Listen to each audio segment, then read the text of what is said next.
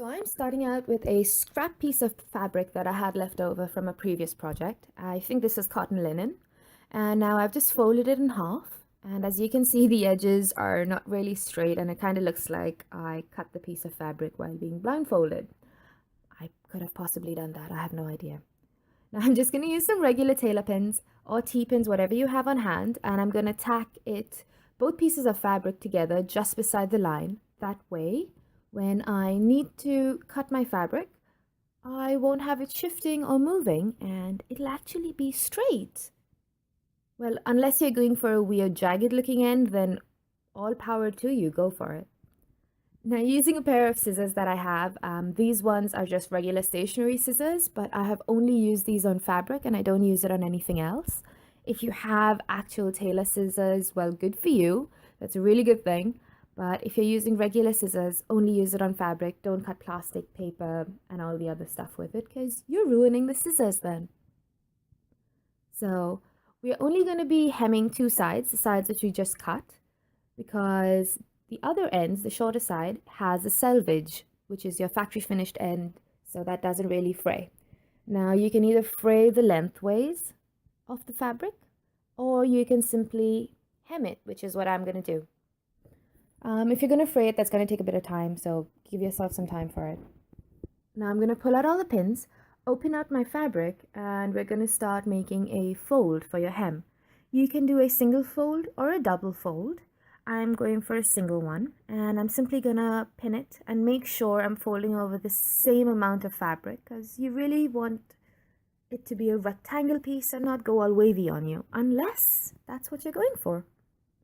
Then I'm just going to use a straight stitch and I'm going to stitch down my hem. Once you reach the end, go in reverse a few stitches and back again to lock in your stitching so it doesn't open out. Repeat this on both sides. And it's fairly simple to do. Then you fold your fabric in half again and once again in half. This way I get the exact center so I know how to position my quote. Now, it's really simple and easy. You can freehand whatever you want on it, or you can just print out whatever you want to use. Now, my fabric is thin enough to use a piece of printed paper below it as a template and a reference. I did try freehanding it, and there's my cat Cass, and he stole my pencil. So I cut out my quote and I taped it together to how I want it positioned. Now, since my fabric is thin enough, I am simply going to use some regular stationery tape and tape it down onto the table so that it won't shift while I'm working. And then I am going to take my fabric. Remember to open it up and not try to paint on through two sheets of fabric or two layers of fabric because fabric paint will go through it. Now I'm going to position it as to how I want it to look. And then I'm just going to use one or two heavy-ish objects that I have on hand to hold it down. A little Bluetooth speaker, a glass with some stationery, whatever you have. Then it's the really easy, simple part. Just take a brush and some fabric paint and start painting in whatever it is you want.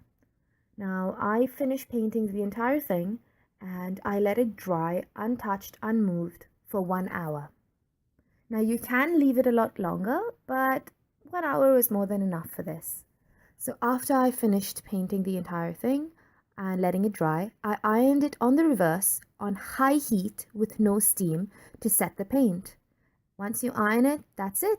It's done and it's ready for use. Hey everyone, Tanya here, and that was just a little video on how I want to make my custom table runner. Now you can write, draw, paint, basically anything that your heart desires and you can think of. If you're not that good at freehand painting or script work, look up an image that you like and you can just stencil it on. Now if your fabric is not as thin as this one and you can't see it through the bottom, you can always just use some carbon paper. Any stationery store generally carries it. Now this one's done and I'm going to use this.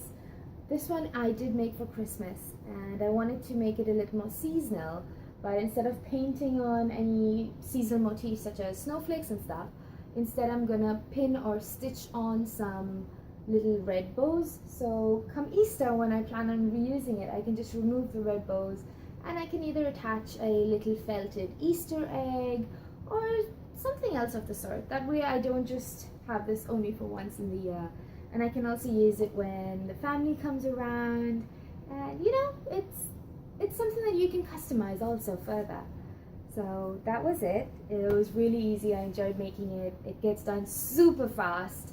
And yeah, so I hope you all really liked it. Stay safe, stay happy, keep smiling. Bye. Oh, I also forgot. Don't make the silly mistake I did. Please make sure to cut off all the end strands that are all, you know, hiding around.